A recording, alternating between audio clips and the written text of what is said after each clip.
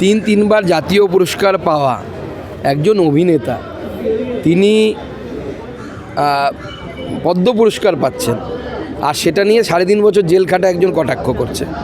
মিঠুনদা তো তার জীবনের বহু সময় উত্তর কলকাতায় কাটিয়েছেন, একটা বড় সময় উত্তর কলকাতায় কাটিয়েছেন। আমি উত্তর কলকাতার লোকেদেরকেই বলবো, কারণ কুণাল ঘোষও উত্তর কলকাতায় থাকেন এখন, উত্তর কলকাতার জনগণকে বলবো তার জবাব দিতে উত্তর কলকাতার কুণাল ঘোষকে পেলে পড়ে। সুকান্তদা, একদিকে মিঠুন চক্রবর্তী পদ্ম পুরস্কার পাচ্ছেন, কিন্তু চলচ্চিত্র উৎসবে তিনি ডাক পান না, গত দুবারের এখনো পর্যন্ত ডাক পাননি তিনি।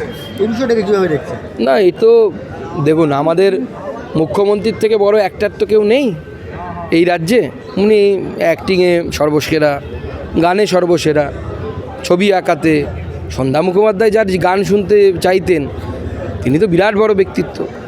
স্বাভাবিকভাবে মিঠুন চক্রবর্তী যোগ্য কি না মুখ্যমন্ত্রী ছাড়া তো কেউ বলার নেই। মুখ্যমন্ত্রী তাকে যোগ্য মনে করছেন না।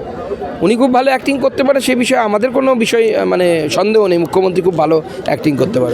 মিঠুন চক্রবর্তী